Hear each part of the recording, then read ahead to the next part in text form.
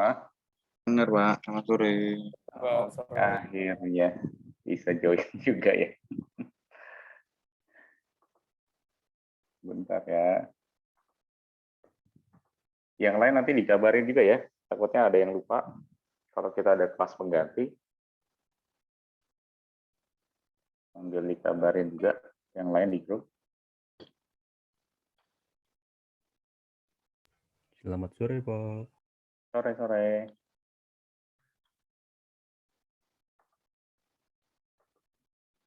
Kita karena waktunya sampai jam 6:30 ya. 6:30 atau mungkin jam 7 lah. Mungkin nanti. Buat mempersingkat waktu, kita langsung mulai aja kali ya. Mungkin teman-teman yang baru gabung, nanti kita langsung mulai aja. Tapi teman-teman yang belum gabung juga mungkin bisa dikabarin sama kalian. Kalian ada grupnya kan ya? Ada grup? Ada ya? Ada, Bang. Ada, Pak. Sudah saya kabarin. Oke, kita langsung mulai aja.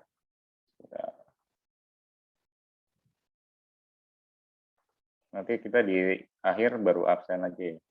Nanti kita di akhir baru absen. Kita share dulu.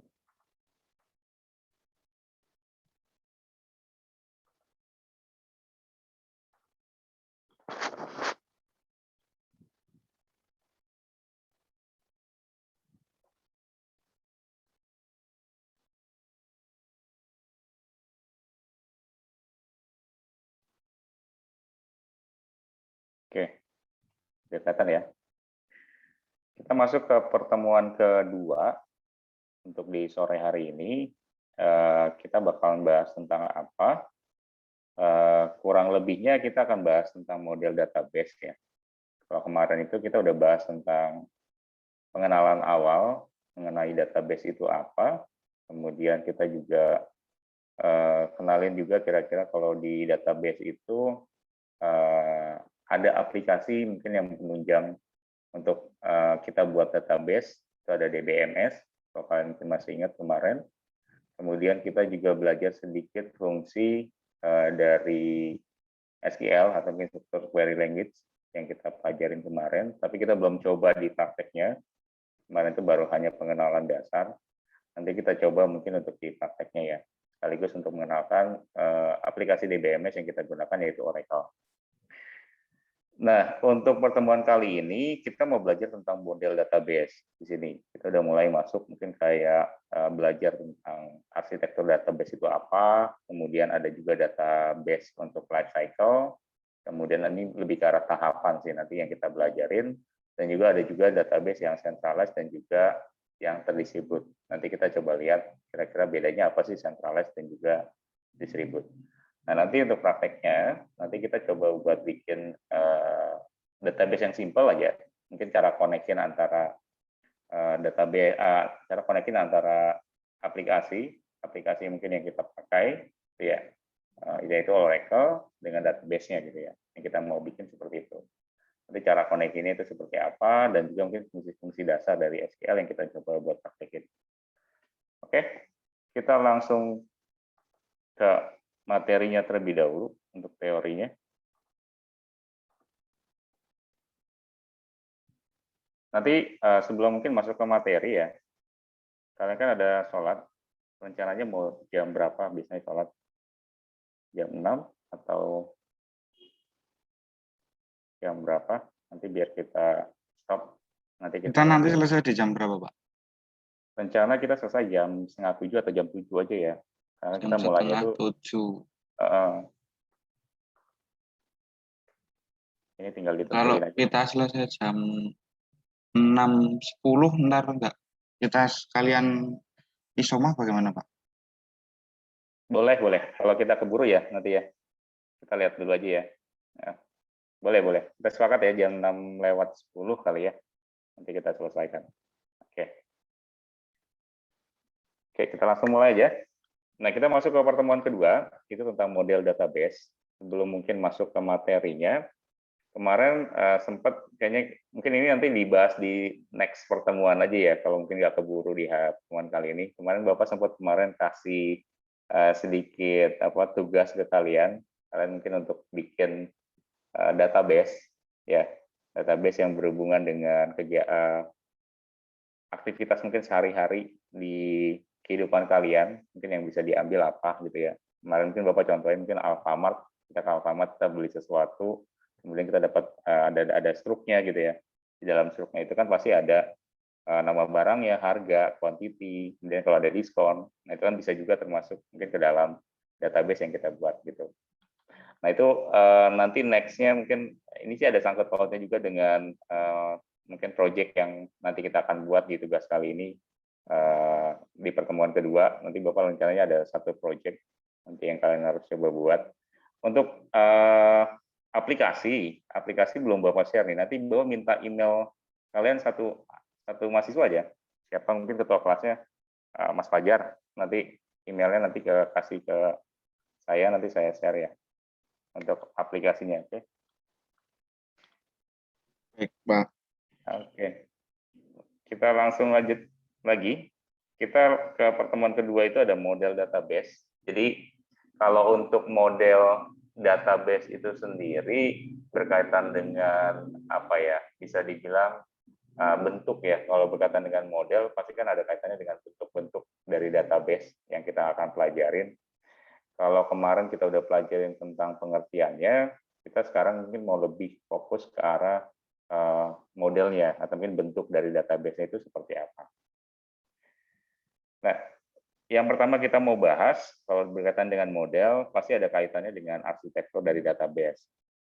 Kalau kita lihat di sini, arsitektur itu apa sih gitu ya? Kalau dari database itu sendiri, arsitektur itu bisa dibilang kayak semacam mungkin susunan lah, bisa dibilang susunan, mungkin kumpulan secara keseluruhan mungkin dari data yang udah disimpan sama kita gitu, di mana kita bisa ngelihat datanya, kemudian kita juga bisa merubah dari datanya, menghapus dari datanya, kemudian juga kita juga dapat juga memberikan mungkin perubahan dari sisi mungkin database itu sendiri.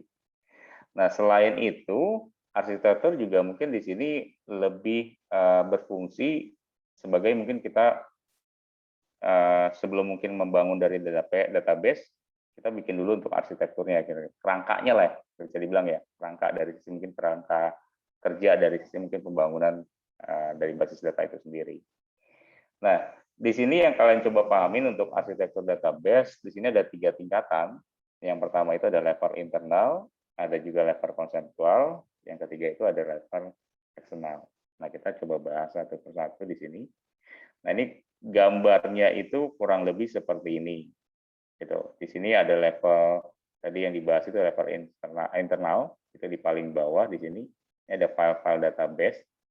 Nah, kemudian di sini ada level konseptual, itu dari bagian tengah, di tengah-tengah antara eksternal dan juga internal.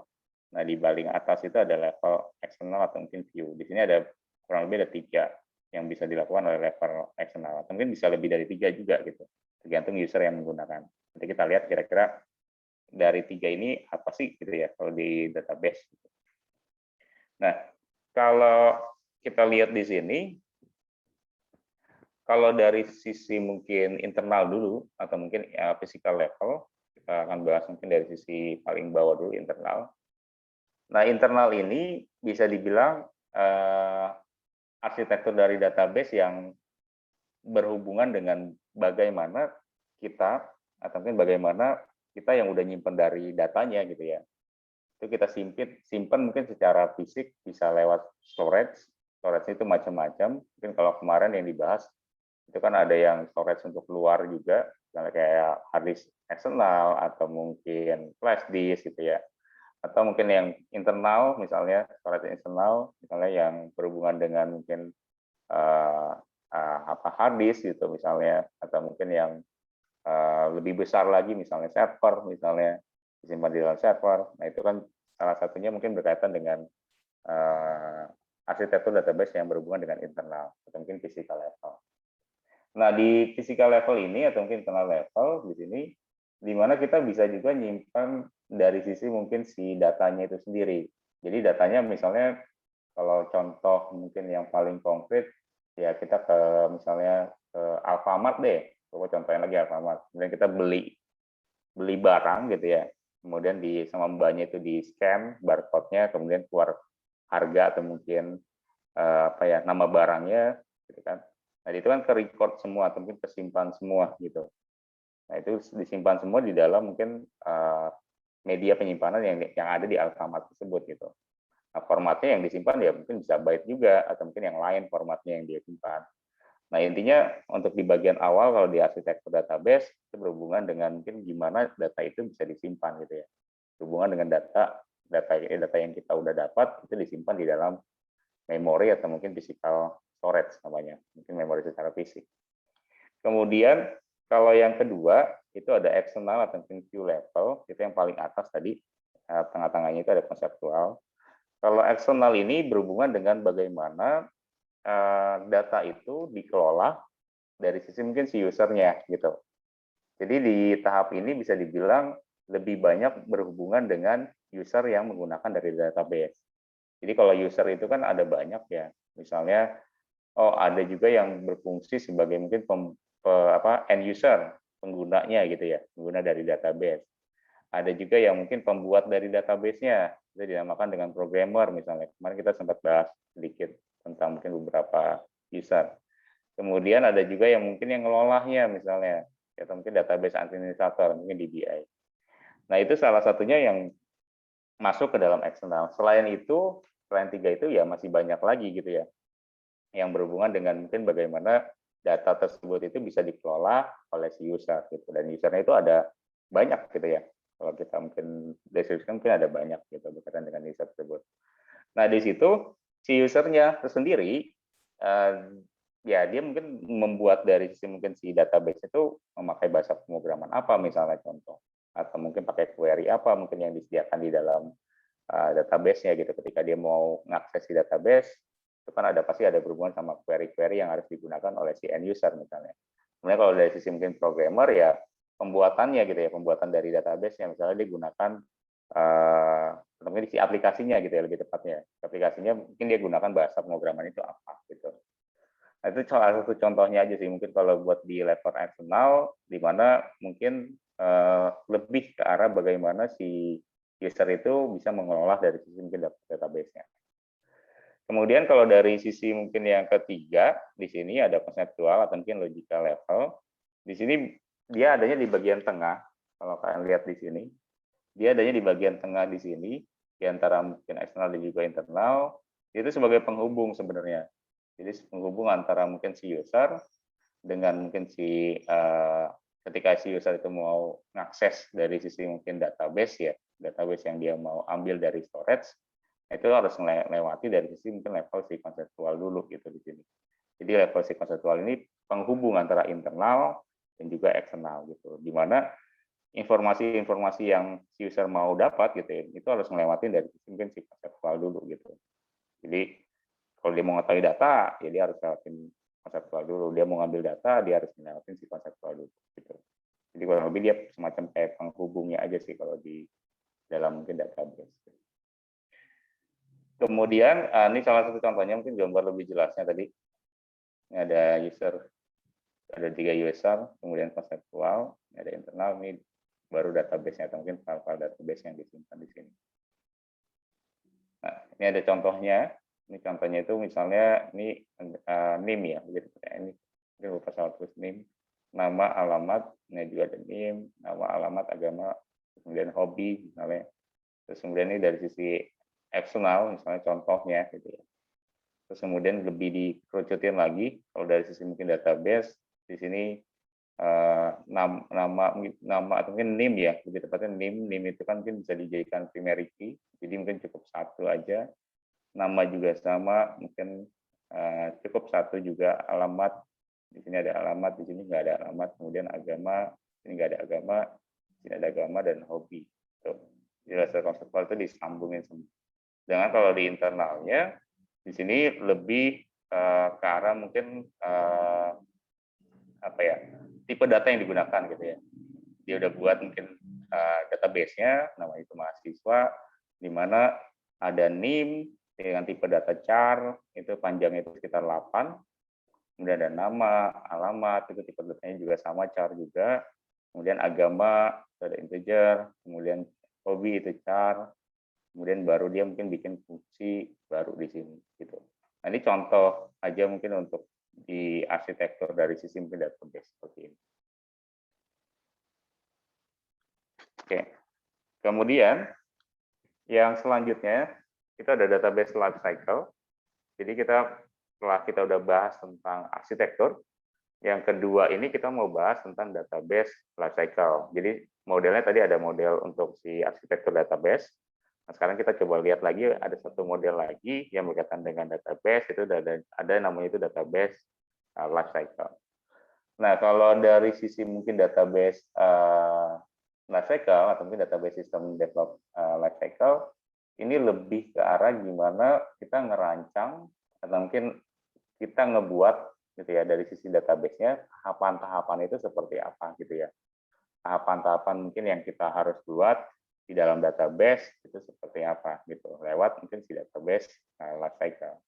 Di sini database life cycle ini bisa digunakan sebenarnya sama kalian ketika kalian mungkin mau buat database gitu ya. Tahapan ini ya, lebih ke arah tahapan dari sisi mungkin perancangan database-nya ini bisa jadi panduan juga ketika kalian mungkin mau create, mungkin mau buat dari database.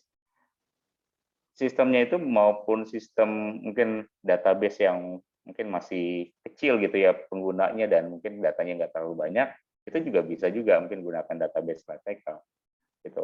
Atau mungkin datanya yang mungkin lebih besar, atau mungkin datanya itu banyak gitu ya, bisa ribuan atau mungkin jutaan gitu ya datanya.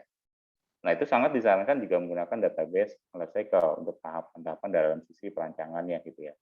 Jadi ini semua bisa digunakan juga tahapan ini di dalam database yang mungkin masih kecil gitu ya, atau mungkin database yang tergolong mungkin masih datanya itu sangat sedikit, atau mungkin database yang tergolong database besar gitu ya, atau mungkin perusahaan besar gitu, untuk skala besar gitu. Nah, itu bisa digunakan juga database lifecycle. Nah, kalau kita lihat di sini, nah ini untuk tahapannya nih, ya, digabung aja. Oke, kita lanjutin lagi. Nah, ini untuk tahapannya. Jadi tahapan itu yang pertama itu ada bisa dibilang apa system definition. Kemudian juga ada sorry, lupa ke Alang sama ini nih. Bentar. Pertama itu ada database atau mungkin database planning, kemudian masuk ke system definition, kemudian ada juga requirement collection, kemudian masuk ke bagian bawah itu ada conceptual design, logical design, ada juga physical design, itu masuk ke dalam requirement. Kemudian ada DBMS selection, ini opsional juga bisa digunakan atau enggak, tapi umumnya sih harus ada karena pemilihan dari sisi mungkin DBMS. Kemudian ada juga application design, kemudian ada prototype juga opsional juga. Baru masuk ke implementation.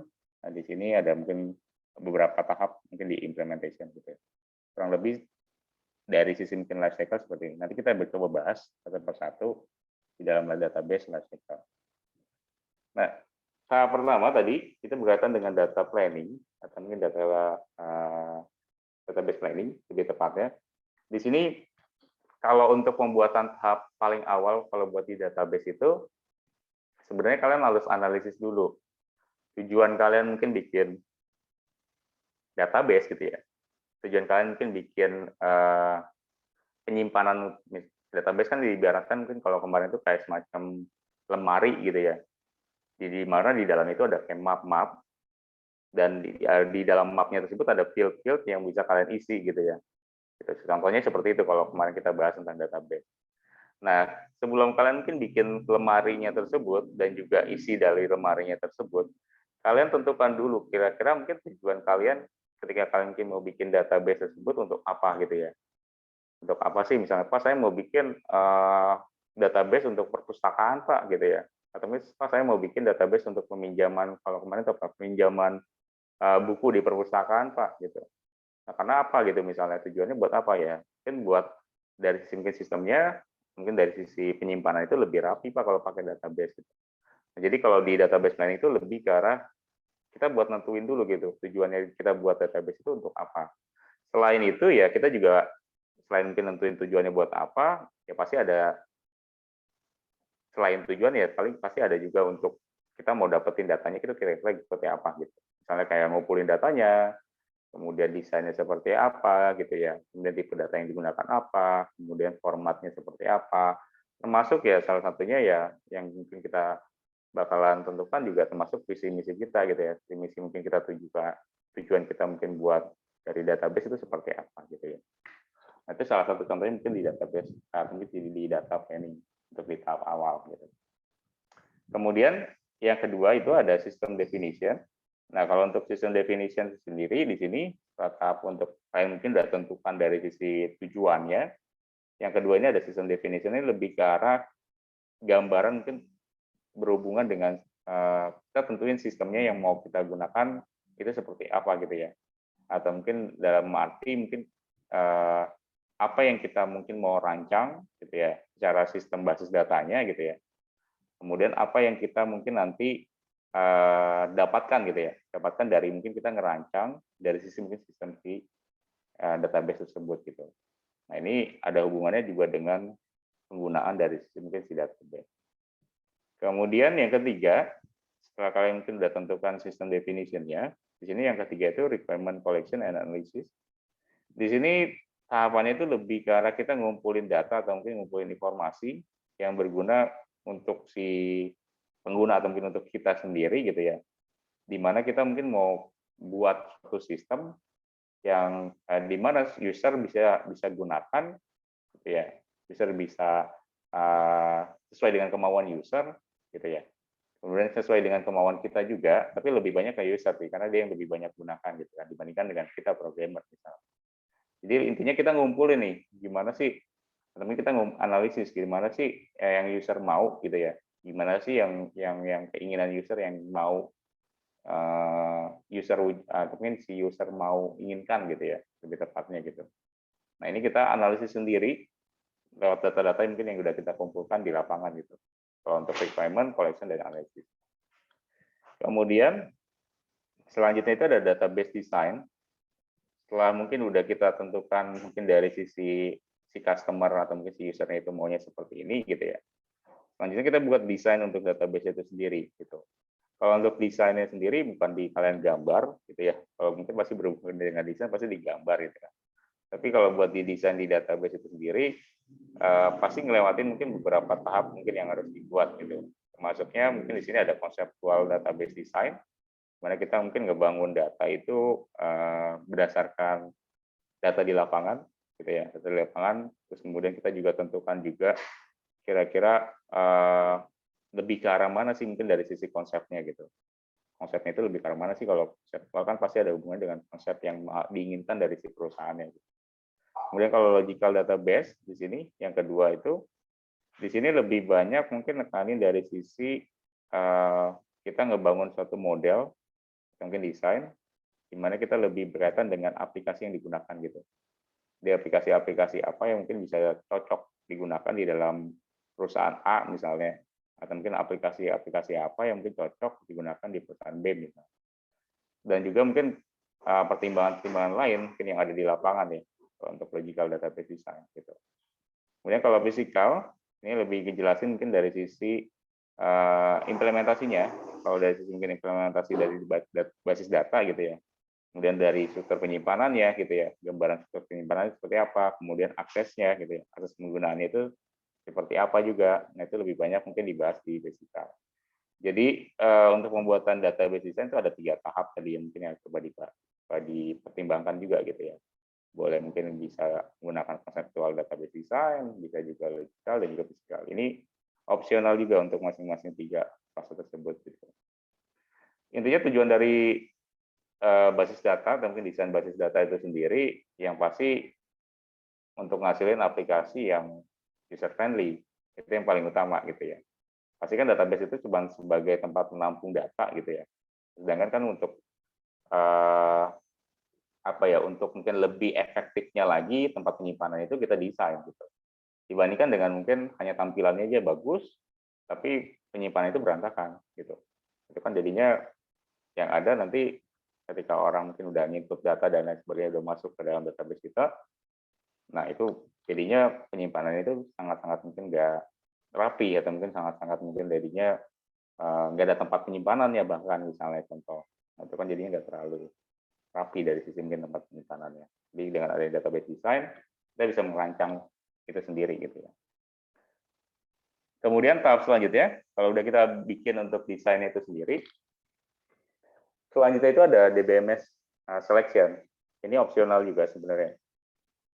Kalau untuk DBMS selection, ini lebih ke arah gimana kita mungkin menentukan pemilihan software dari sisi mungkin yang kita mau gitu ya, atau mungkin yang si user mau, atau mungkin si owner mau. Kita tentukan dulu kira-kira mungkin aplikasi apa sih yang tepat gitu. Kalau dalam mungkin penentuan apa ya aplikasi apa yang tepat, sebenarnya sih tergantung dari kesepakatan ya. Kalau mungkin di realnya ketika mau bangun database di dalam satu sistem, tergantung dari mungkin kesepakatan antara mungkin si programmer gitu ya, si programmer itu sendiri dengan mungkin si owner ya, ownernya mungkin yang mau buat aplikasinya atau mungkin owner yang mau mau memakai aplikasi tersebut gitu. Dia mungkin lebih apa ya familiar kemana gitu. Mungkin dari sisi programmer itu lebih familiar juga ke arah mana gitu. Cara mungkin secara teknisnya kalau mungkin di DBMS selection. Nah, di sini sih dijabarin juga, kalau kalian lihat di sini ada langkah-langkah yang digunakan untuk memilih DBMS. Di sini ya mungkin lebih ke arah mungkin analisis sendiri ya. Kira-kira mungkin analisis mungkin dari sisi software apa yang paling tepat. Itu ada referensi, ada beberapa referensi software gitu ya. Terus kemudian juga mungkin bisa gunakan beberapa aplikasi gitu ya yang berkaitan dengan database atau dua gitu, kemudian dilakukan evaluasi apa yang paling tepat untuk kita terapkan di aplikasi tersebut gitu ya. Kemudian juga selain mungkin melakukan tadi evaluasi dari sisi aplikasinya itu sendiri, ya produknya juga mungkin coba dievaluasi ya, produknya dari sisi aplikasinya dan lain sebagainya.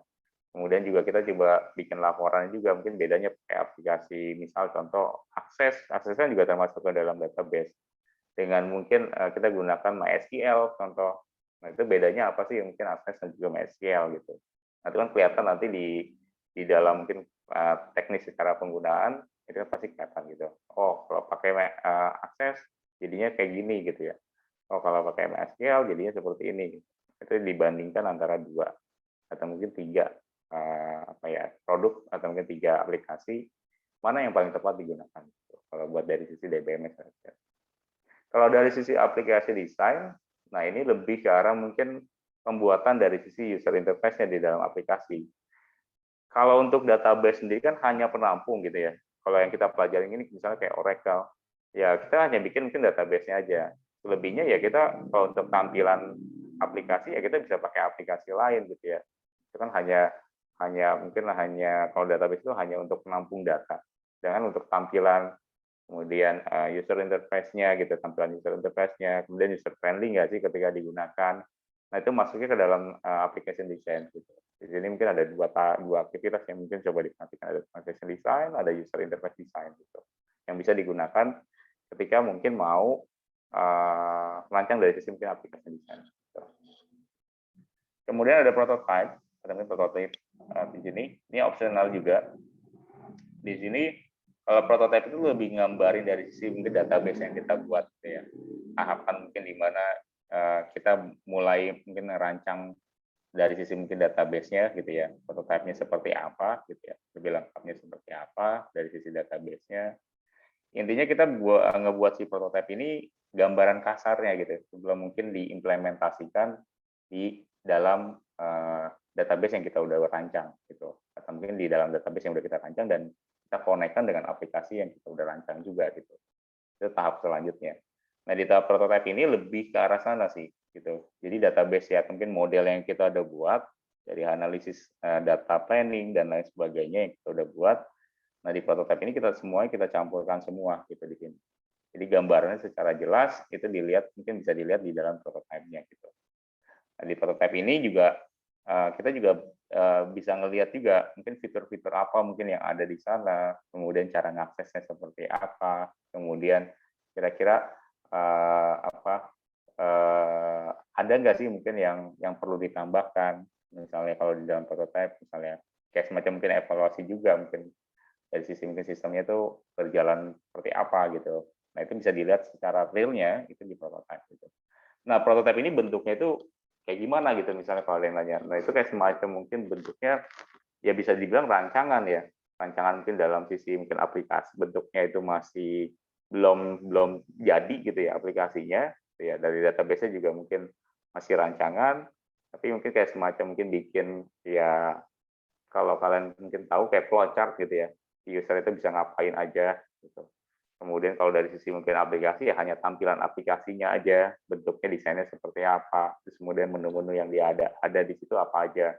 Kemudian kalau dari sisi database ya mungkin lebih ke arah mungkin apa ya kayak semacam mungkin relasi dari antara tiap database. Database-nya apa aja sih mungkin yang ada misalnya.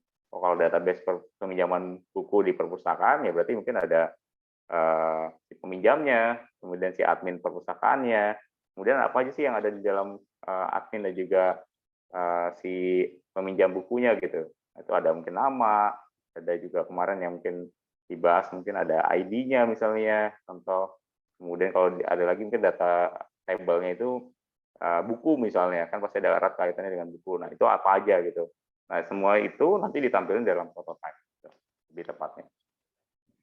Kemudian yang terakhir itu ada implementation. Nah, implementation ini lebih ke arah setelah mungkin kita udah rancang semua sampai ke prototype, kita tinggal terapkan gitu. Dari mungkin data planning, kemudian ada juga mungkin prototype, kemudian ada juga tadi berkaitan dengan pemilihan database-nya, apa mungkin udah dipastikan semua udah cocok. Nah, tahap selanjutnya itu ada implementation. Jadi kita semua yang kita udah rancang tadi, tahapannya dan lain sebagainya kita relasikan gitu. Kita terapkan langsung mungkin di aplikasinya, kita mungkin di pembuatan dari sisi aplikasinya. Ini teknis dari mungkin yang ada di dalam model database lifecycle itu seperti itu gitu. Ini opsional juga ya, ada beberapa yang opsional seperti mungkin DBMS itu opsional juga gitu, bisa dipilih antara salah satunya. Prototype juga mungkin opsional juga gitu. Boleh ada, boleh enggak gitu. Jadi ada beberapa tahap mungkin yang perlu kalian perhatiin ketika kalian mau bikin dari sisi mungkin database-nya gitu ya. Kemudian setelah kita udah belajar tadi mungkin berkaitan dengan database lifecycle, yang ketiga itu kita mau coba bahas tentang model dari database selanjutnya. Yang ketiga itu berkaitan dengan database centralized. Nah, di sini Bapak kasih versus gitu ya, versus kemudian distribute database gitu ya. Nah, kita mau bandingin antara dua model centralized dan juga distribute. Apa sih bedanya kalau di database antara centralized dan juga distribute? Nah, di sini yang Bapak mau bahas pertama kali itu ada decentralized dulu gitu. Nah, untuk database centralized itu artinya mungkin lebih terpusat gitu ya database-nya. Jadi kalau centralized ini lebih sistem basis data itu lebih terpusat. Jadi cukup satu tempat gitu ya. Misalnya satu tempat, misalnya media penyimpanan itu servernya itu cuma satu gitu. Di mana di dalam satu server itu gitu ya, di dalam satu server pusat gitu. Kita bisa sebarkan database kita ke masing-masing komputer yang ada gitu, yang connect ke dalam database-nya. Misalnya ada sekitar 4 gitu ya, 4 komputer, kalau dari gambar sih 4 di sini. Kemudian dari 4 komputer tersebut kita bisa mengakses dari sisi database-nya gitu. Jadi database servernya itu cukup satu gitu. Nah itu dinamakan dengan centralized database. Gitu. Jadi kalau di sini mungkin nanti kita bahas juga tentang distribute. Jadi kalau untuk di database untuk centralized kita gunakan hanya satu buah server aja gitu. Satu buah server itu buat nampung datanya gitu ya, untuk nampung datanya, dan user-user itu bisa mengakses informasi gitu di sana gitu. Tapi tetap ada mungkin ada batasan juga, misalnya kayak ada hak akses misalnya antara mungkin si PC 2 dengan PC 1 itu pasti berbeda hak aksesnya misalnya. Dia hanya bisa mengakses data yang berkaitan dengan misalnya bagian marketing kalau di PC 1. Kalau PC 2 itu dia hanya bisa mengakses misalnya di bagian kepegawaian aja misalnya contoh. Nah, itu kan masuk ke dalam hak akses juga di dalam database. Itu bisa diatur kalau di dalam database. Nah, kalau untuk centralized mungkin sistemnya seperti itu gitu ya. Jadi kita hanya mungkin menggunakan satu pusat, bisa dibilang server, database server itu hanya ada satu, di mana itu bisa diakses oleh masing-masing user lewat PC-nya masing-masing di sini. Gitu. Kemudian kalau kita lihat kelebihannya, kalau dari sisi kelebihannya itu, kalau dari centralized di sini, mungkin kalau dari sisi biayanya ya mungkin nggak terlalu banyak ya, karena kita hanya gunakan satu server gitu ya untuk database servernya, untuk tempat penyimpanannya, dan untuk biaya berkaitan dengan teknis untuk operasionalnya sih mungkin nggak terlalu banyak gitu ya, dibandingkan dengan dedicated mungkin database distribute. Kemudian juga maintenance-nya lebih mudah gitu ya, karena mungkin hanya di satu lingkup yang sama gitu ya. Jadi mungkin nanti ada kekurangannya juga pasti, karena dia dalam satu lingkup yang sama aja tempatnya. Kemudian juga untuk proses update itu juga lebih lebih cepat gitu ya. Kemudian juga nggak ada miskomunikasi dari sisi mungkin pengupdatean data gitu. Kemudian juga dari sisi mungkin pengawasan dan juga pengecekannya untuk database-nya itu lebih mudah karena dia hanya tetap di dalam satu data, satu lokasi. Kemudian juga diimplementasikan juga mungkin pada ya mungkin perusahaan yang masih kecil itu mungkin cocok mungkin pakai centralized ya. Kalau mungkin perusahaan yang sudah besar gitu ya dan butuh model dari database-nya itu yang cukup rumit gitu ya, karena dia mungkin banyak cabang. Nah itu nggak diwajibkan mungkin pakai centralized database untuk modelnya. Kemudian juga di sini yang terakhir itu ada lebih mudah mungkin untuk diaplikasikan atau mungkin diimplementasikan karena dia sistemnya centralized, terpusat hanya satu tempat, itu ya otomatis gampang buat diaplikasikan dan juga gampang untuk diimplementasikan lebih tepatnya.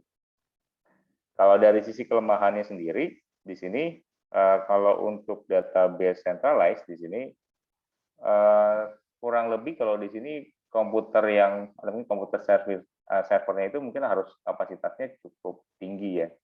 Karena kan di situ kan kita lihat database servernya itu hanya satu dan mau nggak mau ya kita harus gunakan komputer yang paling terbaik gitu ya untuk sebagai mungkin database-nya gitu ya.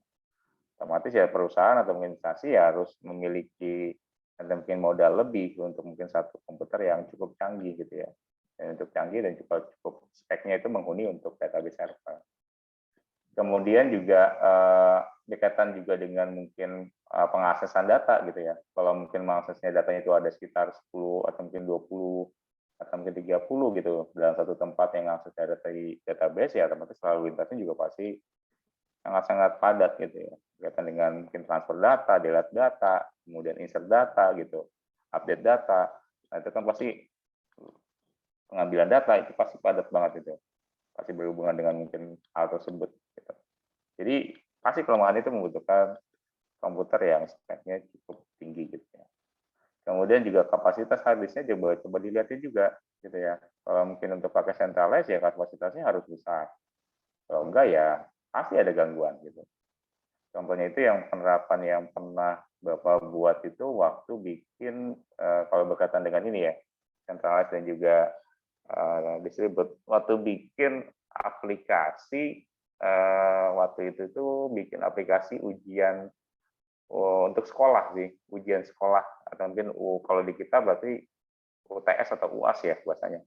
Nah jadi di situ waktu itu di sekolah swasta di daerah Tangerang kita sama tim itu bikin di Integrated Collection itu bikin kayak semacam template itu nanti kita mau jual-jual ke sekolah ceritanya jual-jual ke sekolah di situ aplikasinya itu ada beberapa sih mungkin ada beberapa yang kita jual gitu ya khususnya untuk di bidang pendidikan di mana aplikasinya itu kita tawarkan untuk ujian gitu aplikasi untuk ujian yang sistemnya itu hampir sama dengan ujian UNBK gitu sistemnya sih hampir sama seperti itu alurnya dan juga mungkin pembuatan dari sistem itu hampir sama seperti itu yang kita buat.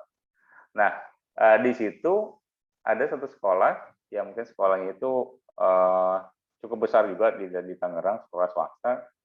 Kemudian kita terapkan aplikasinya di sana, mereka tertarik pas kita demo. Nah, pas kita terapkan di aplikasinya di sana dan mereka juga kita udah deal juga harga dan lain sebagainya. kemudian diterapkan segala macam. Kemudian ada kendalanya itu ketika mungkin pas mulai ujiannya gitu ya. Waktu itu kita mungkin masih dari pihak sekolah itu hanya punya modal itu buat server itu nggak terlalu banyak gitu ya, servernya gitu ya, untuk servernya itu nggak terlalu menghuni lah jadi bilang. Sedangkan yang gunakan itu untuk masing-masing divisi gitu. Divisinya itu ada mungkin ada mungkin yang SD kayaknya mungkin nggak, SMP, SMA, SMK gitu ya yang gunakan. Nah, dari mungkin kapasitas si servernya itu yang kita gunakan itu hanya centralized gitu ya, hanya satu ya mungkin ada di situ mungkin dari sisi servernya gitu yang digunakan, ya udah kita mungkin coba aja dulu gitu kan. Pas kita coba, kita terapkan, nah ternyata ya datanya pas dia akses mungkin secara berbarengan, mungkin ujiannya itu hanya mungkin waktu itu masih di SMK aja gitu. Tapi kan SMK mungkin ada kelasnya juga kan, kelas 10, 11, 12 gitu kan. Dan ada mungkin anak-anak yang misalnya ada A, ada kelas 11A, 10A, 10B gitu kan. Nah, pas kita terapin di situ ya pas diakses secara bareng-barengan gitu ya. Meskipun jadwalnya dibikin berbeda waktu itu, jadwal ujiannya. Tapi tetap mungkin pas dia kerjakan dan lain sebagainya ada sedikit error di sana gitu. Ketika dia mungkin mau submit apa namanya selesai gitu ya, selesai kemudian logout. Nah, di situ ada kendala, mungkin ada lalu lintasnya karena terlalu padat dan lain sebagainya. Nah, itu ada kendala di sana. Gitu. Akhirnya ya bisa dibilang sistemnya nggak berjalan dengan lancar gitu. Nah, itu yang jadi kendala ketika mungkin ada di bagian centralized database gitu. Nah, itu salah satu contohnya sih. Kalau mungkin realnya gitu ya. Kalau mungkin untuk menerapkan si centralized database. Tapi ada kelemahannya juga gitu. Kalau kita mungkin nggak sesuai sama spesifikasi dari si centralized, nah kendalanya pasti seperti itu. Gitu. Solusinya waktu itu ya paling update dari sisi atau mungkin upgrade dari sisi mungkin si tempat penyimpanan ya untuk database servernya gitu ya. Nah, servernya ya otomatis kita update gitu. Harus kita upgrade baru mungkin berjalan dengan lancar. Gitu. Kalau nggak di-upgrade ya tetap aja sama kayak gitu. Loading terus pas di submit gitu ya, loading gitu terus. Nah, itu salah satu contohnya itu seperti itu gitu. Padahal itu mungkin hanya satu atau mungkin dua jadwal gitu di dalam satu waktu gitu ya. Itu contohnya. Nah, ini ada contoh implementasinya kalau centralized database. Kalau lihat di sini, ini contohnya itu ada detak.com ya. Atau mungkin detak.com, mungkin ini situs dari yang punya itu di pusat kantor Bogor, di sini kota Bogor lebih tepatnya. Jadi com itu kan bisa dibilang kayak semacam domain, gitu ya.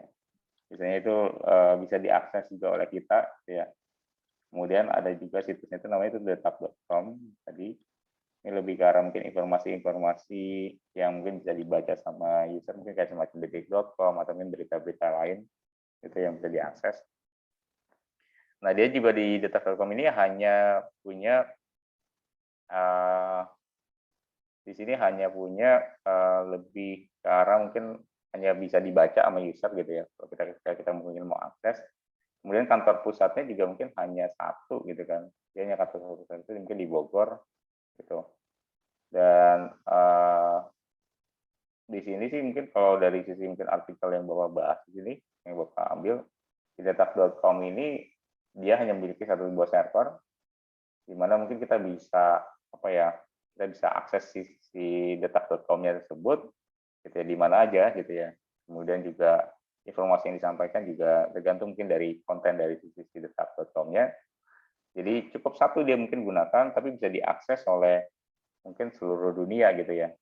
Untuk mengakses di detak.com-nya gitu. Karena kan udah via internet, udah tersebar mungkin ke seluruh dunia dari situsnya. Bisa kita mungkin buka situsnya aja.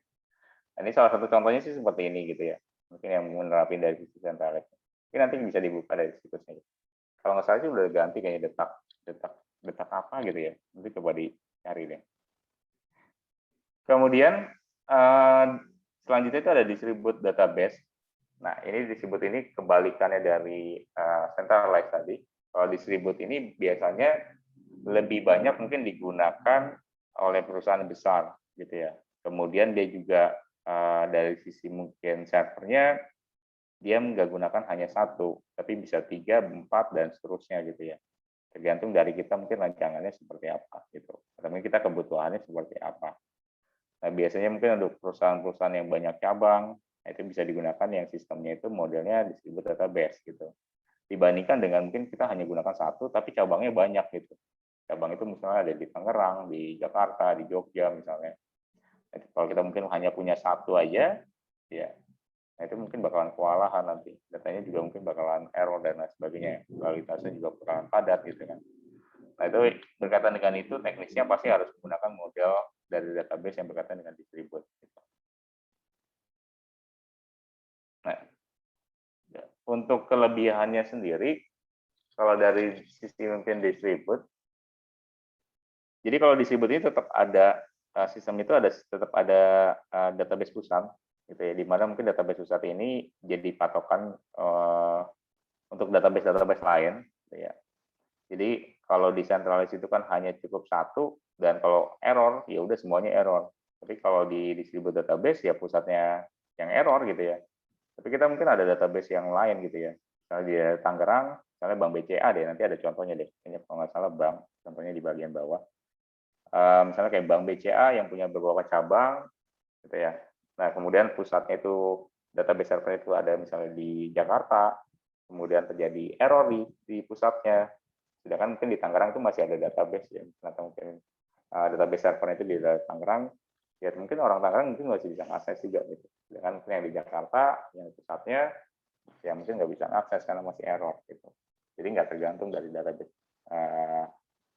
server untuk yang pusat. Kemudian juga akses informasi juga lebih cepat, ya. Terutama mungkin dari sisi mungkin akses datanya dan lain sebagainya, karena kita gunakan dari database itu lebih tersebar gitu ya, bukan hanya satu, jadi otomatis akses informasinya pasti lebih cepat. Kemudian juga dari sisi informasinya juga mungkin mudah diakses, juga karena datanya itu sifatnya lokal ya untuk masing-masingnya, jadi kita mudah akses. Kemudian juga lebih efisien aja sih kalau untuk dari sisi mungkin distributed database, dari sisi penggunaan, kecepatan, akses data gitu ya, itu lebih efisien gitu. Makanya kinerjanya lebih efisien dibandingkan dengan centralized. Kemudian dari sisi kelemahannya ya pasti ini berhubungan dengan teknis semua gitu. Pasti kalau perusahaan besar gunakan distributed database, pasti untuk biayanya itu pasti tinggi gitu. Biaya operasionalnya, biaya implementasinya gitu ya. Kemudian juga biaya dari sisi mungkin peralatan yang dibutuhkan. Itu semua pasti membutuhkan biaya yang tinggi juga gitu. Itu semua mungkin tergantung dari perusahaan yang menggunakannya seperti apa dan rancangannya seperti apa. Itu berbeda-beda bentuk biayanya itu sendiri. Gitu. Kalau untuk kayak BCA itu pasti biayanya sangat-sangat besar gitu ya. Untuk ngebangun sebuah jaringan yang mungkin bisa diakses di tiap daerah gitu ya untuk si BCA-nya itu sendiri. Dan keamanan juga terjaga gitu ya dari sisi BCA misal. Kemudian juga ada mungkin di beberapa daerah gitu ya. Nah itu kan pasti butuh juga database yang cukup besar gitu ya. Nah contohnya di sini ada tadi mungkin yang Bapak contohin mungkin bank gitu ya. Dia ada satu kantor pusat di Jakarta, kemudian juga dia ada beberapa cabang gitu ya. Bank cabang mungkin yang tersebar di wilayah Indonesia. Kemudian untuk kantor pusatnya itu dia memiliki sebuah database pusat di mana seluruh informasi itu bisa diakses di sana. Sedangkan untuk yang database distribusi di sini itu diletakkan di database cabang. Gitu. Kemudian data dan juga informasinya itu bisa diakses semua lewat sistem data yang terdistribusi di masing-masing daerah. Nah, itu tinggal kita akses untuk mungkin ke sana gitu ya. Jadi datanya itu cepat untuk dapatnya. Gitu. Tapi tetap mungkin ada satu database sebagai database sentral, pusatnya lah bisa dibilang. Nah, itu tadi mungkin beberapa contoh ya. Kalau mungkin kita ambil kesimpulan, kalau dari contoh-contoh mungkin tadi ada beberapa model juga berkaitan dengan model database. Intinya ketika ngerancang dari database itu sendiri, itu bisa menggunakan database lifecycle. Kemudian kalau mau mengenal lebih jauh mengenai mungkin database, nah itu kalian mungkin harus pahami juga tentang arsitektur dari sisi database. Ada internal, konseptual, dan juga eksternal. Kemudian kalau yang terakhir tadi, itu berkaitan dengan model dari database, itu secara teknisnya. Gitu ya. Secara teknisnya itu tadi ada centralized dan juga distribute. Nah, jadi kalian bisa gunakan dua itu tergantung dari kondisinya. Gitu. Kalau kalian mungkin mau rancang dari database yang hanya untuk misalnya untuk kalian bangun usaha, ya kemudian kalian bikin aplikasinya yang ada database-nya gitu ya. Itu cocoknya mungkin pakai aplikasi atau mungkin cocoknya itu modelnya secara teknis itu gunakan apa misalnya. Oh, kita hanya punya satu server aja tempat penyimpanannya gitu. Atau mungkin tempat penyimpanannya hanya satu server atau mungkin untuk database server itu hanya satu. Berarti kita cocoknya mungkin pakai centralized gitu. Tapi kalau kita usahanya misalnya ternyata maju banget gitu ya, kita jualan ayam goreng, terus ternyata ayam goreng itu maju banget dan buka beberapa cabang misalnya. Cabang dan juga booth-nya itu ada banyak gitu kan.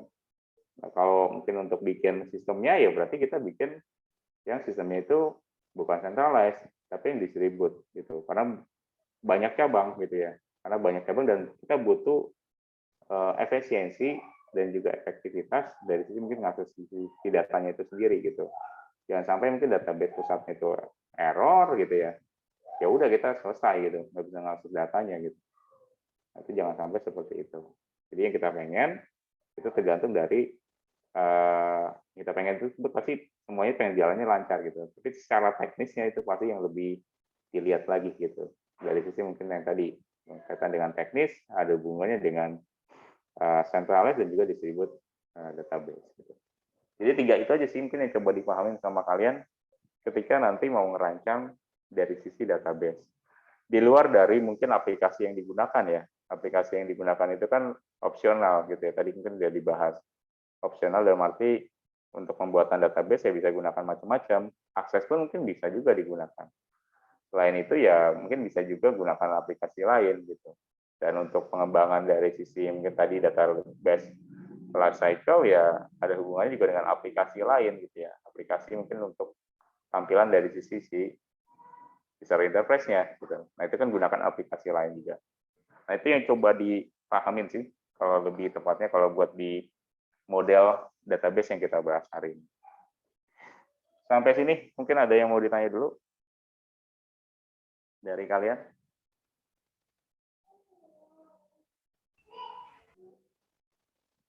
Cukup? Kalau cukup kita lanjut lagi deh. Ya lebih cepat ya. Ini soalnya udah jam 5:35. Kita lanjut lagi.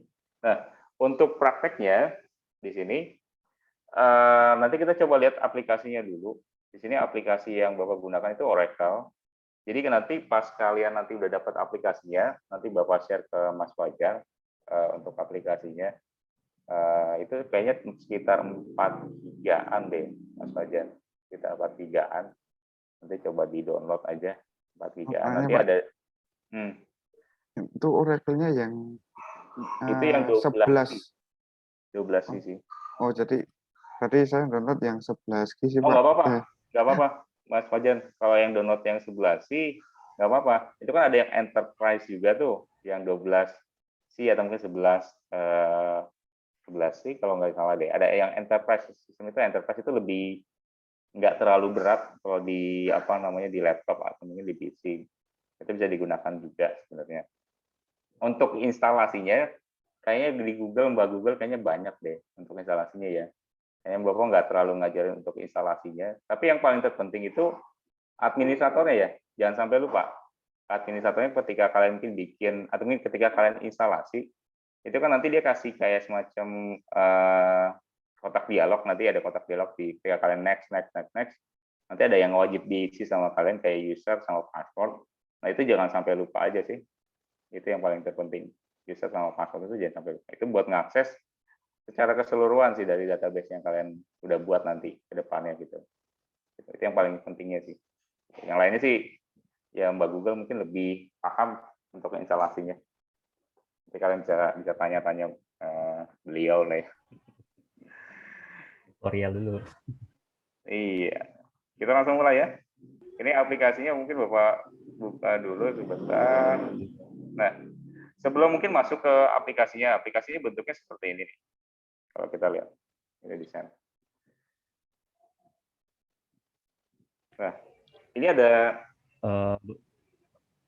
udah kelihatan? Ada Pak. Oke.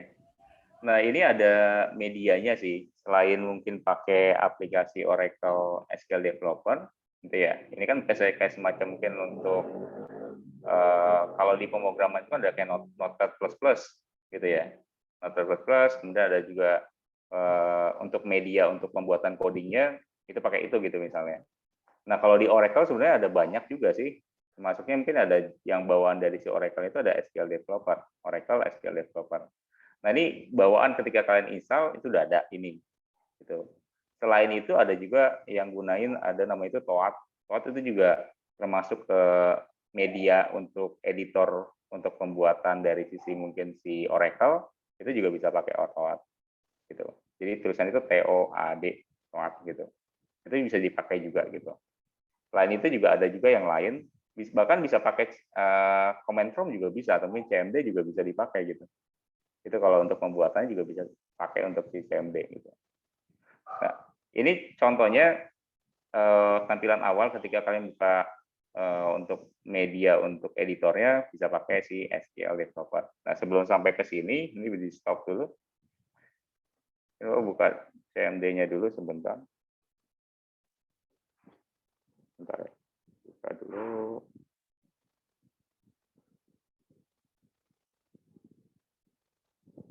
Bentar.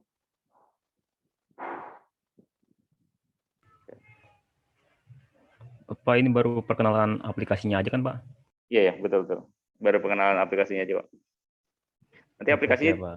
Bapak kasih ke Mas Fajar. Baik, tunggu, Pak. Ya. Pak Doni, saya belum install, baru download ya. Nanti kalau filenya nunggu dari Pak Yudi aja, biar sama semua. Oke. Ukurannya berapa sih? Paling 4 sekitar itu katanya. 4 gigaan nih. 4 gigaan sih. Tapi kalau mau gunain enterprise itu lebih ringan lagi sih, gitu. Nanti coba dilihat aja kalian mungkin mau gunain yang mana ya. Tapi kalau bisa sih samaan aja 12 sih aja biar sama serempak. Nanti Pak Aldi juga sudah Bapak kasih tahu juga mungkin gunakan aplikasinya Oracle versi berapa. Tapi umumnya sih hampir sama ya. Kalau untuk aplikasi umumnya sih hampir sama seperti yang kita gunakan gitu. Cuman ada penambahan aja gitu ya kaitan dengan itu. Comment formnya kelihatan nggak? Sudah nongol, Pak. Oke. Nah, untuk mengakses dari sisi apa ya, bisa dibilang si Oracle-nya itu harus ada kayak semacam untuk connection-nya lah. Kita buat connection-nya dulu. Nah, itu bisa lewat command prompt. Terus kemudian kalau mungkin ada yang nanya, Pak, misalnya saya mau bikin connection itu langsung di Oracle SQL Developer-nya bisa nggak, Pak? Tuh. Sebenarnya sih bisa tergantung dari kalian mungkin udah buat ya, dalam arti mungkin udah buat si usernya atau belum gitu. Usernya dulu kalian buat dulu, baru kalian bisa connect ke dalam Oracle SQL Developer gitu. Nah, sebelum kalian mungkin bikin usernya ya nggak bakalan bisa connect ke Oracle SQL Developer gitu. Nah, jadi di sini yang kita mau buat pertama kali itu kita mau bikin koneksinya dulu gitu. Kita mau bikin koneksinya, kita mau bikin usernya, kemudian kita mau bikin ya database-nya gitu ya, termasuk ya. Tapi nggak lewat dari CMD kalau untuk database. Itu lebih fokusnya mungkin bikin koneksinya, kemudian bikin usernya. Itu lebih tepatnya ke arah sana. Nah, untuk akses ke SQL-nya atau mungkin ke Oracle-nya untuk membuat koneksinya, kalian bisa pilih kayak gini. Ada SQL, kemudian tulis seperti ini, kemudian spasi, kemudian as, SJS, DBA, seperti ini. Ini buat ngaktifin dari sisi SQL atau mungkin koneksi untuk si Oracle-nya itu sendiri gitu, antara SQL dengan Oracle-nya yang kita koneksikan. Gitu. Ini ditandakan dengan terakhir itu pakai titik koma di sini. Nah, kalau udah, nah ini tinggal di enter.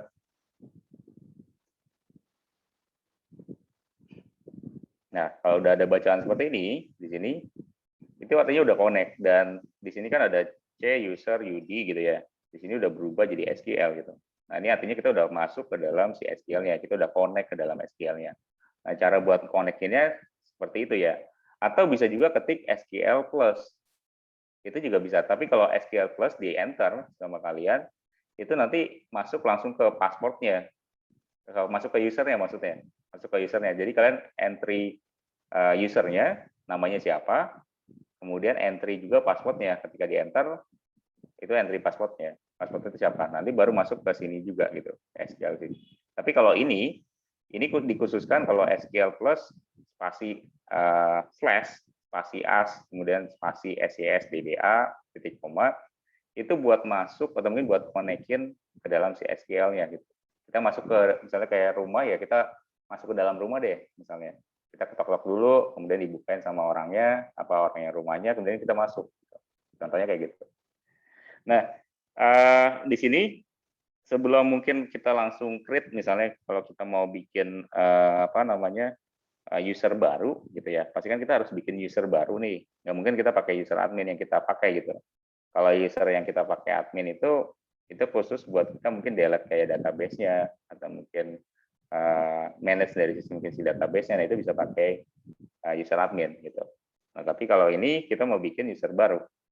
Nah, caranya mungkin di sini Bapak pakai ini dulu, karena ini masuknya itu lewat langsung ke dalam apa ya, ke dalam dari sisi rumah si kita ibaratnya aja rumah si SQL-nya gitu ya. SQL-nya otomatis Bapak harus bikin untuk aksesnya dulu gitu ya, untuk ngaktifin user barunya gitu. Di sini Bapak pakai seperti ini misalnya Oracle underscore script, kemudian kita tutup sama dengan di sini ada true, kita pakai kecil aja. Nah, ini alter session set, di sini ada kutip, kemudian underscore Oracle, kemudian underscore lagi, ada script gitu ya, script, kemudian tutup kurung sama dengan true. Ini kita buat ngaktifin atau mungkin ngeset dari sisi si user baru gitu. Ini tinggal di enter. Nah, kalau ada bacaan session alert, itu artinya udah diberubah dari sisi mungkin si usernya. Kemudian barulah kita mungkin masuk ke pembuatannya gitu. Misalnya kita mau untuk membuat si user baru, berarti kita pakai create. Selalu pakai create ya. Create berarti user. Nah, kita kasih nama apa nih usernya? Misalnya contoh apa ya? Contoh apa? ITTS aja ya. ITTS misalnya.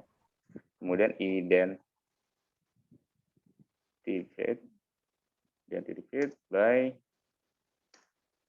misalnya passwordnya kita kasih misalnya ITTS 1. Kemudian kita pakai titik koma. Nah, ini artinya kita create user, namanya itu ITTS, identified itu artinya kita mau buat passwordnya apa sih gitu ya. Kita kasih passwordnya itu ITTS 1 gitu ya, biar lebih ingat aja ya, jadi supaya nggak lupa. Jadi kita mau buat seperti ini. Nah, kalau udah, ini kita tinggal enter. Nah, kita tunggu. Kalau ada user create berarti artinya berhasil. Nah, nanti kalau ada misalnya tulisan itu kalian ada yang salah gitu ya. Misalnya ada di usernya jadi U-nya nggak pakai gitu ya. Langsung share aja gitu kan. Kemudian di enter. Nah, itu biasanya nanti dikasih keterangan sih kalau salah gitu. Nah, kemudian setelah mungkin udah di-create, sebenarnya ini udah bisa langsung masuk ke dalam si Oracle SQL Developer-nya gitu. Tapi sebelum itu kita coba buat untuk aksesnya dulu ya di sini. Untuk mengakses dari sisi mungkin privilege. Privilege itu kayak semacam kita bisa ngelakuin select, update, delete, dan lain sebagainya. Nah, itu kita kan perlu itu juga gitu. Nah, untuk itu kita tinggal aktifin misalnya ada Grand, kita pakai Grand Connect di sini. Dari resource to, nah baru database yang kita mau akses tadi atau mungkin user yang kita mau akses tadi namanya itu ITTS.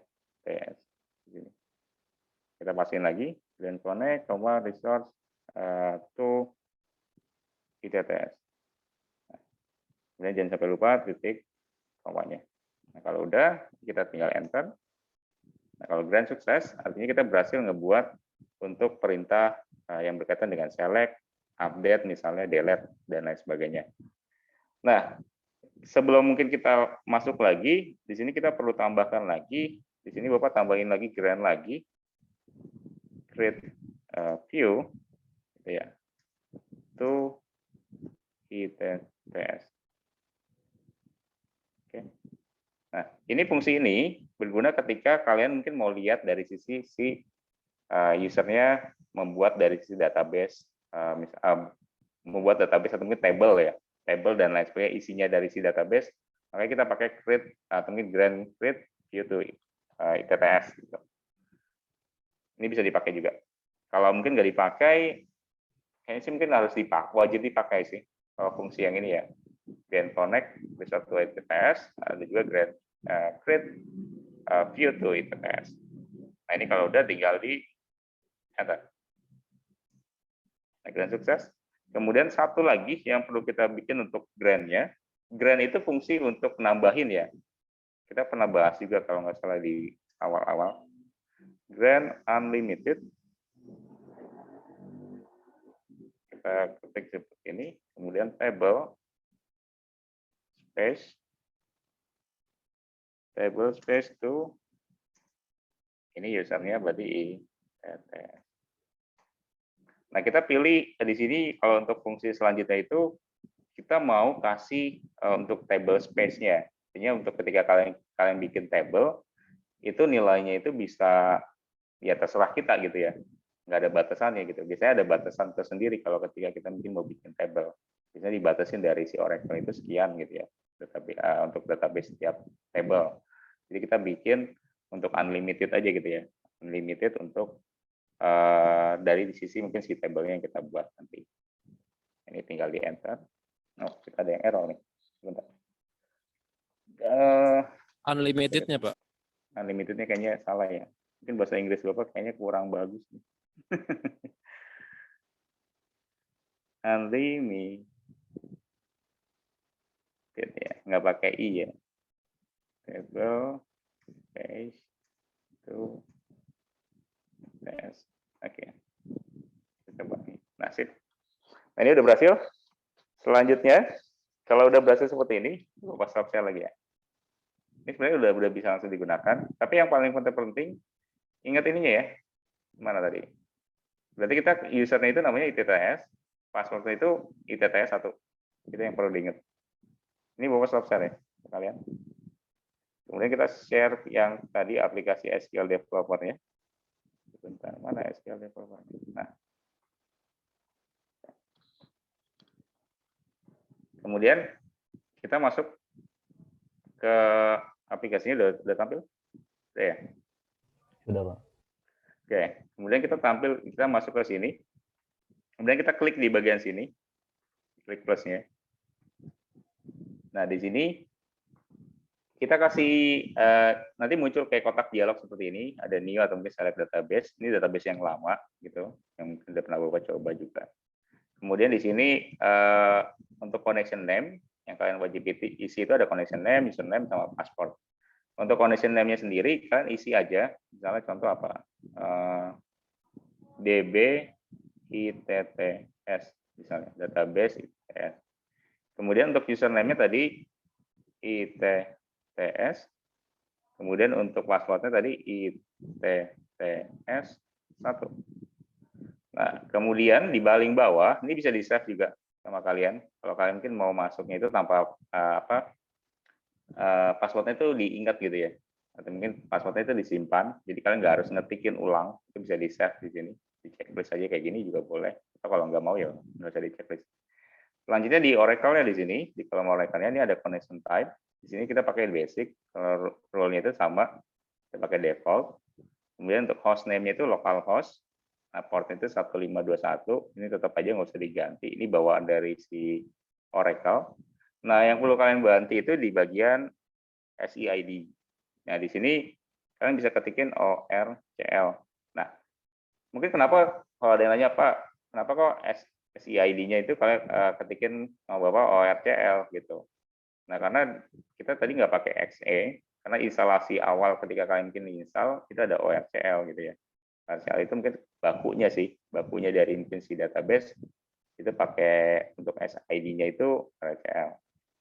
Kemudian ini tinggal kalian lakuin tes dulu. Kita lihat, kita tes dulu. Nah, kalau statusnya sukses di sini, artinya database ini udah bisa kita konekin.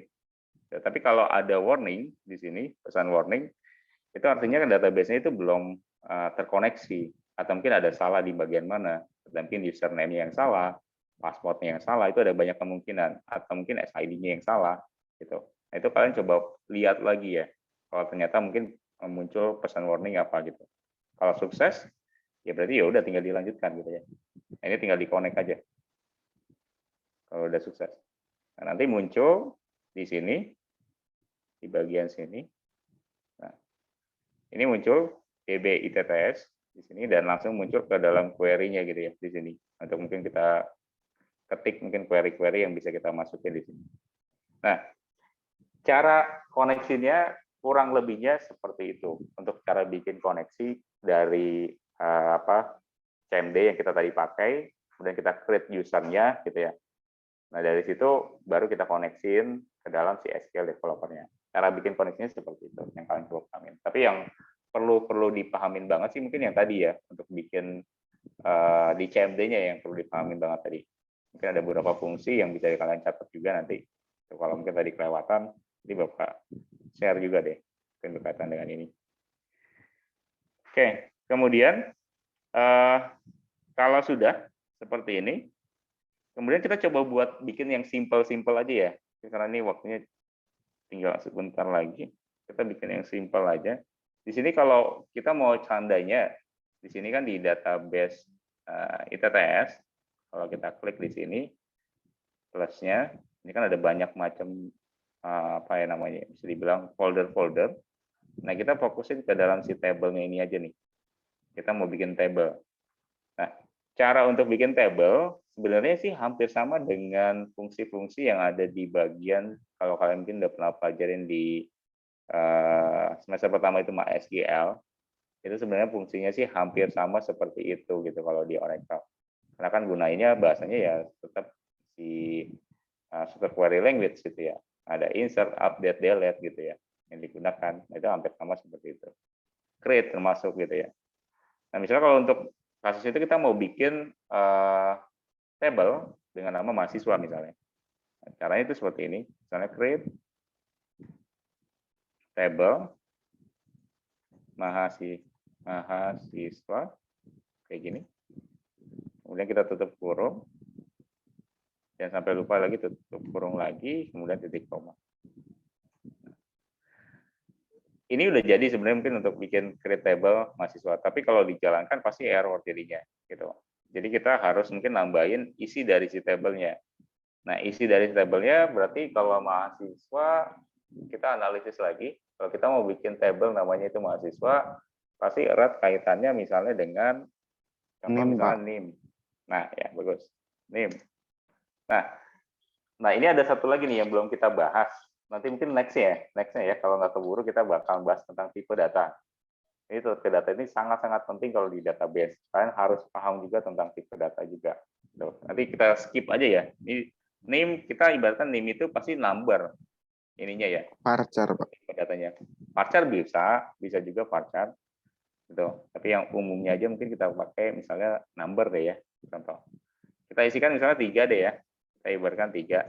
Terus kemudian kita kasih not null. Nah, not null itu apa? Misalnya kalau ada yang nanya. Not null itu, jadi datanya itu ketika kalian mungkin pakai insert gitu ya, kalian mau isi datanya si name-nya, itu nggak boleh kosong. Jadi kalau kosong dia bakalan error. Jadi ketika nanti pas diterapin di dalam database-nya udah jadi nih, kemudian ketika kalian terapkan di dalam aplikasi gitu ya, kalian konekin ke dalam aplikasi, ketika orang itu nanti ngisi dari sisi mungkin si aplikasinya gitu ya, di entah itu mungkin bikin kayak kontak us gitu ya misalnya, kan pasti ada nama apa namanya, alamat dan lain sebagainya, komentar gitu. Nah, itu wajib diisi, ada nanti muncul warning gitu biasanya gitu. Jadi nggak boleh kosong kalau not null itu. Oke. Kemudian kita kayak koma kayak gini. Kemudian selanjutnya kalau setelah name gitu ya, kita mau bikin selanjutnya itu ada nama. Seperti biasa nama mungkin kita pakai tipe datanya itu varchar. Kita bikin misalnya 20 deh yang panjang. Pokoknya kalau di sebelah ini itu artinya panjangnya datanya ya. Misalnya kalau name itu ya mungkin lebih dari 3 sih sebenarnya ya. Misalnya bisa 6 atau 7 gitu ya. Misalnya 10, 21, 56 berapa gitu ya misalnya. Nah kan kalian juga ada NIM juga kan di ITTS. Nah itu ada berapa banyak sih, nanti bisa dikasih di sini. Ini contoh aja sih. Nah kemudian ada not null kayak gini. Oke. Kemudian kalau sudah seperti ini, mungkin Bapak mau kasih di bagian NIM-nya ini, kita mau kasih primary key. Jadi supaya berbeda. Kalau NIM itu kan pasti tiap mahasiswa pasti berbeda. Kalau nama kemungkinan mungkin ada yang sama gitu ya. Misalnya nama siapa gitu ya. Itu kan pasti ada yang sama juga gitu depannya atau mungkin belakangnya. Tapi kalau NIM itu wajib berbeda. Jadi kita bikin primary key. Nanti primary key kita bahas mungkin lebih dalamnya nanti di next pertemuan. Nah, di sini kita pakai constraint. Kemudian mahasiswa. Ya, underscore. Kita kasih PK di sini.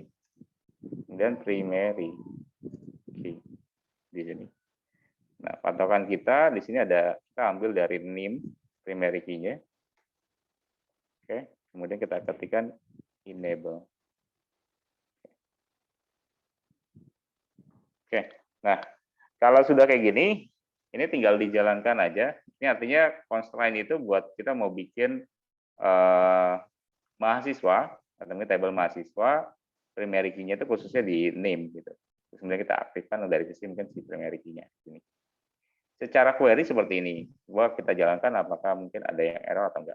Kalau untuk jalankan, sebenarnya bisa pakai ini, ya. Atau mungkin pakai cara cepatnya itu udah keluar tuh, ctrl, enter, itu juga bisa. Ini kita ctrl, enter aja. Nah, table mahasiswa create, artinya udah bisa atau mungkin udah kebuat gitu ya. Nah, kita bisa cek di sini. Nah, di sini ada table mahasiswanya nih. Kalau kalian lihat, ini udah jadi dari sisi mungkin si table mahasiswanya. Bentar. Ini kayaknya harus connect dulu kalau kita mau lihat.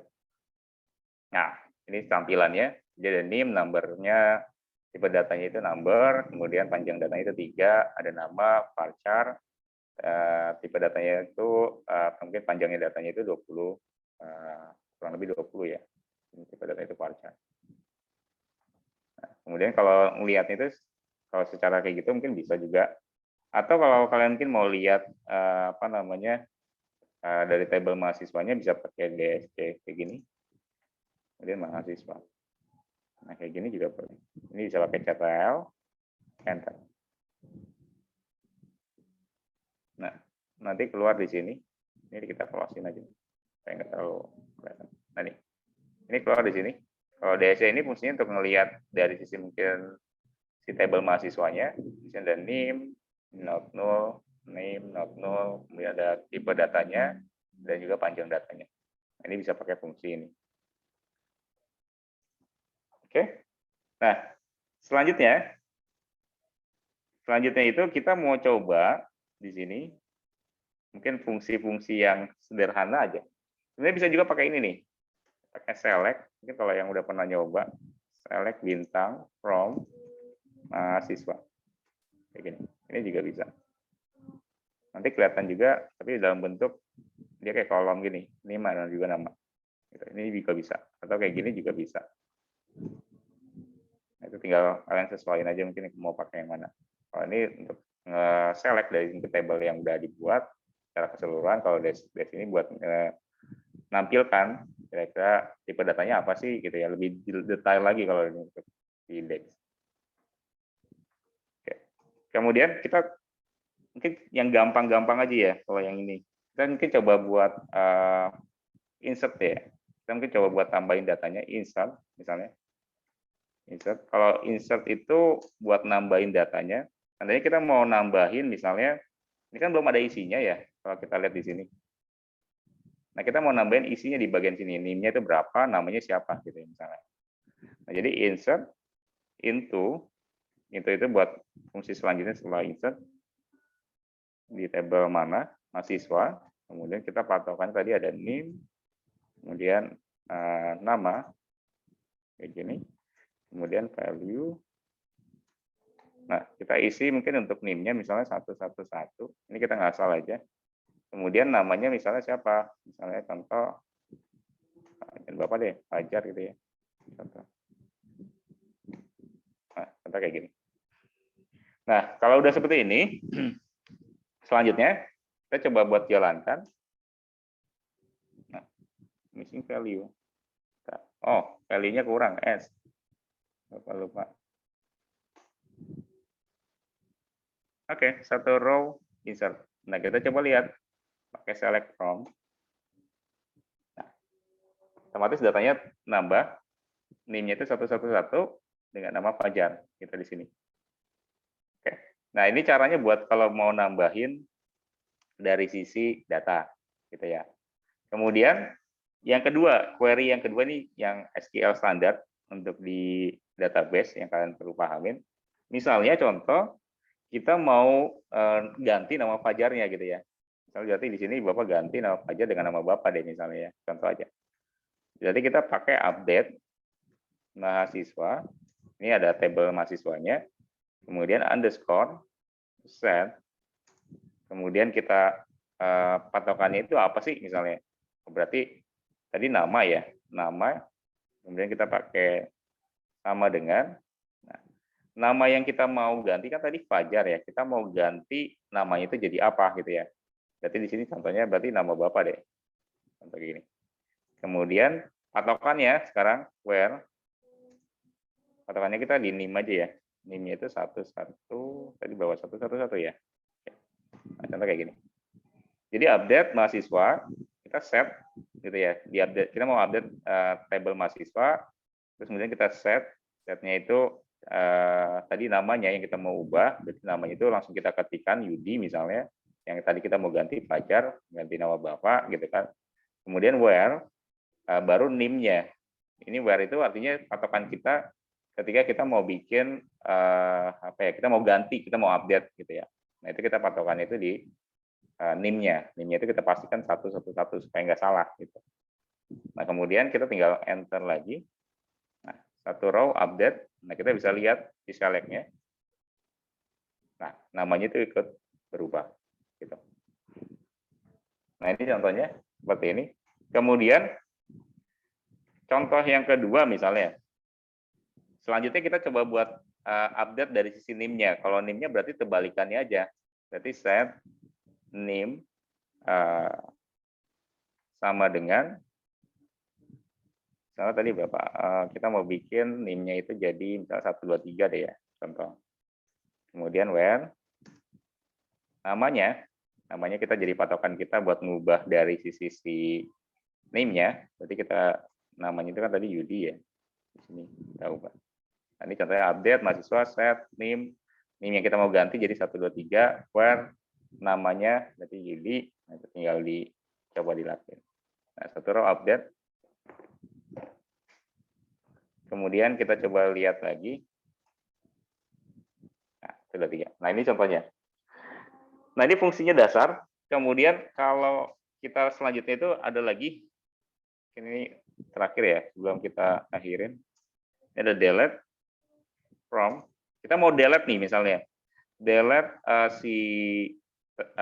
isi dari sisi mungkin patokannya bisa mungkin name-nya atau mungkin namanya ya. Dari row-nya yang kita mau delete.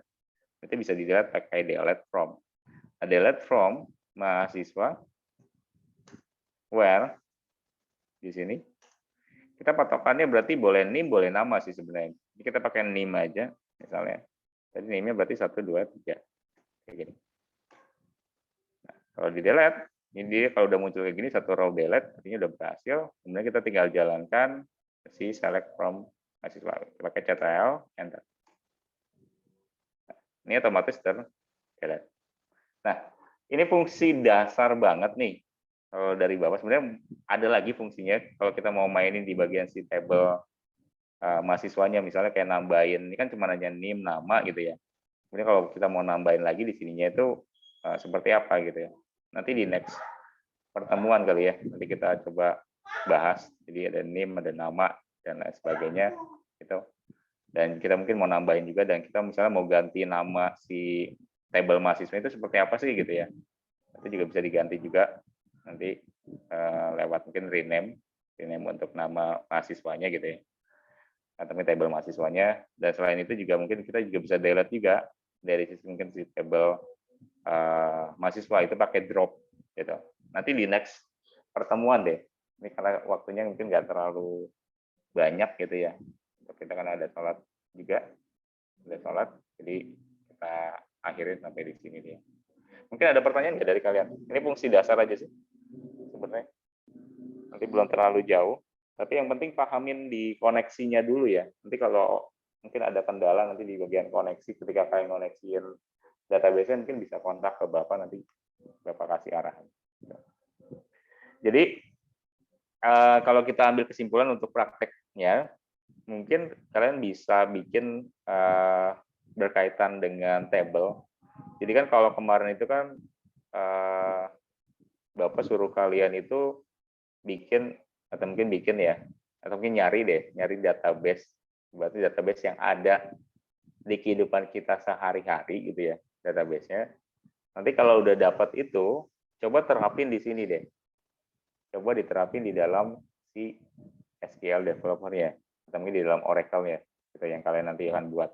Pertama-tama latihan untuk buat koneksinya dulu aja. Kalau koneksinya udah bisa masuk ke dalam si SQL developer-nya gitu ya, si Oracle SQL developer-nya, baru coba terapin, kalian bikin iseng-iseng di rumah atau mungkin di kantor, ada name, nama misalnya atau apa gitu ya, atau mungkin field-nya, kalian bikin misalnya field-nya apa aja sih di dalam table si mahasiswa gitu. Di sini kan ada name, ada nama gitu, terus kemudian ada apa lagi. Jadi misalnya contoh, Pak saya mau bikin database di kehidupan sehari-hari, saya mau ngambil stroke atau mungkin yang di Alfamart gitu ya, contohnya. Nah, jadi kita bikin untuk database itu untuk stroke Alfamart, atau mungkin untuk bahasanya apa ya berarti? Pembelian lah ya, database untuk pembelian gitu di Alfamart gitu. Nah, berarti di situ ada nama barang, ada apa namanya quantity, ada harga, ada diskon. Nah, berarti itu masukin semua ke dalam sini nih. Ada nama, barang, quantity, harga, diskon. Nah, kalian coba bikin seperti itu dulu aja gitu buat latihan. Nah, baru masukin barangnya tuh. Misalnya, kalau ada barangnya misalnya namanya apa misalnya, Prison Flag, harganya berapa, kuantitinya berapa, kemudian ada diskon nggak gitu di sininya gitu. Itu latihan seperti itu aja. Terus kemudian kalau udah diisi pakai insert into, kemudian kalian coba latihan juga. Coba kalau kalian mungkin update atau mungkin update pakai fungsi update, diubah nama prison flag-nya diganti jadi misalnya apa? Denkau misalnya, contoh. Nah, itu diganti lagi mungkin namanya. Mungkin diganti harganya gitu. Contohnya kita mau update harganya. Nah, latihan kayak gitu dulu aja ya. Untuk awal-awal, kalau dari Bapak sih seperti itu. Kalau untuk apa namanya, untuk project pertama. Tapi kalau untuk project pertama ini kan baru latihan ya. Baru latihan, jadi bisa dicoba dulu di rumah, di otak-atik sedikit gitu sama kalian. Nanti baru project realnya nanti kita di next pertemuan deh. Kalau enggak. Nah, kita nggak keburu waktunya deh ya. Ini udah jam 6:11, kalian ada sholat. Oke, ini Bapak stop share ya. Ada pertanyaan nggak dari kalian? Ada pertanyaan? Itu kalau yang di CMD tadi, kalau di close itu otomatis koneksi terputus, Pak? Koneksi tetap, Mas Fajar. Tetap ada. Meskipun kita close dari sisi mungkin si CMD-nya gitu ya.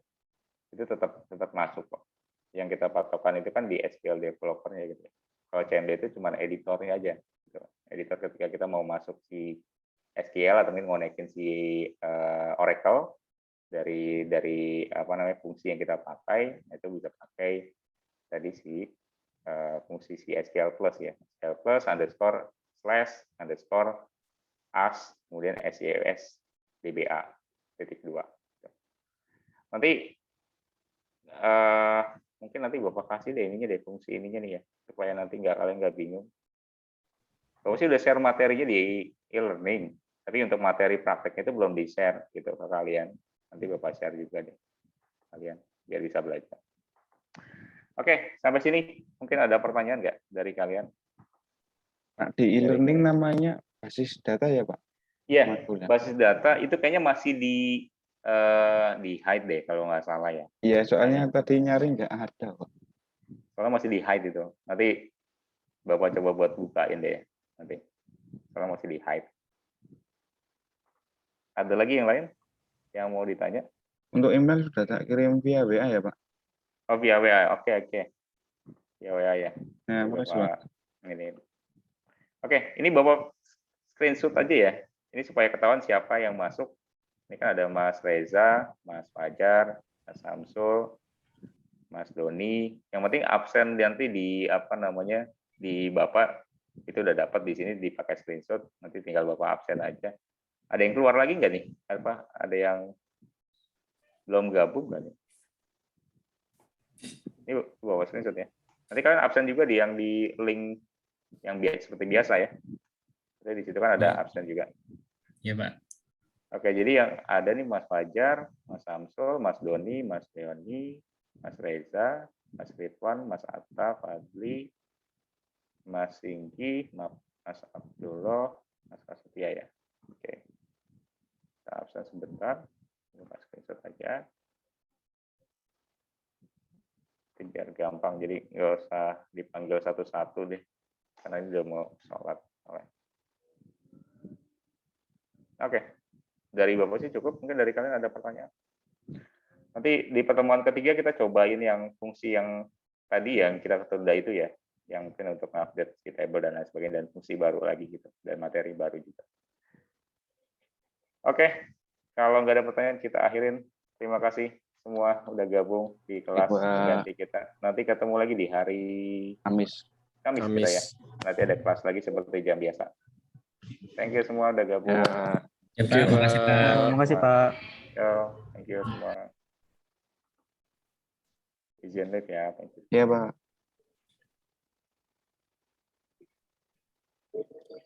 Yuk, mari semua. Maghrib. Langsung bubar. Halo. Oh iya, bahasa Inggris gimana ya? Besok dikumpulin ya? Tanggal 25 telat. Oh 25, masih lama lah. Yowis. Yuk. Thank you ya semua, pamit. Ya, hati-hati. Yuk, mari semuanya. Super. Telat bar. Dengan Dani telat toh? Hah? Dengan Dani telat ya? Telat apa? Aku wis nge-share ke jauh-jauh hari kok. Ya aku lagi kelingan. Deli lu rapi banget, deli kondangan. Wow, masih di kantor cuy. Tadi Pantai mana? Tadi absennya gimana? Udah tadi absen di screenshot tadi. Loh, berarti aku nggak absen. Oh, oke. Sip. Ya wis lanjut kerjane. Oh.